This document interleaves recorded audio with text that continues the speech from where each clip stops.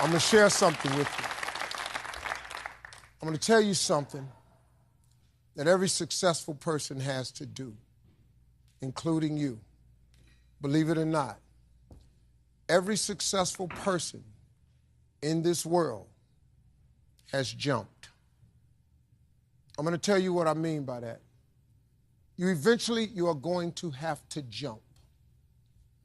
You cannot just exist in this life. You have got to try to live. If you are waking up thinking that there's got to be more to your life than it is, man, believe that it is. Believe in your heart of hearts that it is. But to get to that life, you're going to have to jump. I'll tell you why I call it jumping. See, God, when he created all of us, he gave every last one of us a gift at birth. He never created a soul without endowing them with a gift. You just got to quit looking at gifts as running, jumping, singing, dancing. It's more than that. It's if you know how to network, if you can connect dots, if you draw, if you teach. Some of y'all fry chicken better than anybody else, bake pie. Some of you cut hair, color hair. Some people do grass. I got a partner, man, never wanted to go out with us because we stayed out too late. Come on, man, go out with. Now I got to get up early, Mom, cutting Miss Johnson's grass. We kept laughing at this dude, cutting grass. How much they pay you? He got a landscaping company in Cleveland worth $4 million. Because all he do is cut grass. But he was gifted at it. I got a partner on a detail shop, make $800,000 a year detailing cars. He got 6 mobile trucks running around. $800,000 a year. All he do is detail cars. That's his gift. That's what he loved to do. You've got to identify that gift. Now listen to me. When you see people in life, when you're standing on the cliff of life and you see people soaring by, when you see people soaring, going to exotic places, you hear about them doing wonderful things. Maybe you look up the street and your neighbor just gets a car every year, every 2 years. You know, how is he doing that? Have you ever thought, maybe this person right here has identified their gift and is living in their gift? Because your Bible says, your Bible says your gift will make room for you.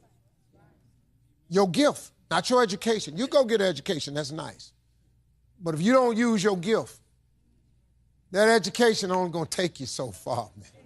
I know a lot of people got degrees, man. They ain't even using them. It's your gift. But the only way for you to soar is you got to jump. You got to take that gift that's packed away on your back. You got to jump off that cliff and pull that cord. That gift opens up and provides the soar. If you don't ever use it, you're going to just go to work. And if you're getting up going to work on a job every day that you hate going to, that ain't living, man. You just existing. At one point in time, you ought to see what living's like. But the only way to see what living like, you got to jump. And here's the problem. I'm going to just be real with you. When you first jump, let me tell you something. Your parachute will not open right away. I'm sorry. I wish I could tell you it did, but it don't. When you jump, it's not going to open right away. You're going to hit them rocks. You're going to get some skin tore off on them cliffs. You're going to get all your clothes tore off. You're going to get some cuts on you. You're going to be bleeding pretty bad. But eventually, the parachute has to open. That is a promise of God. That ain't a theory, that's a promise. His promises is true, because listen to me.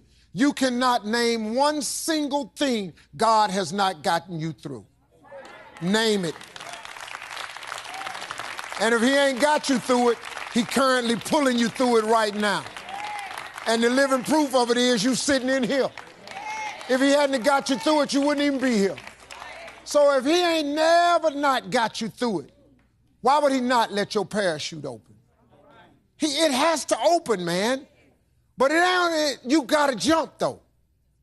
Now, here's another thing. You can play it safe and deal without the cuts and the tears.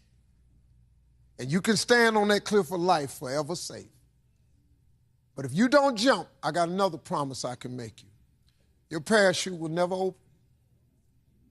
You'll never know. You'll never know what God really has for you. See, your God has a wonderful life for you. Once again, I'm going to refer to your Bible. Now, you go down there, you memorize these scriptures, you don't apply them to yourself.